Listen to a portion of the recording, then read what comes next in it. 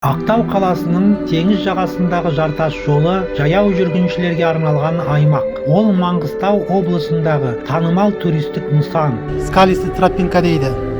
Міне осы жерден мына ыбықты каньондарына ұқсас жартастардан құралған екен, әдемі ажурный сондай жартастар екен.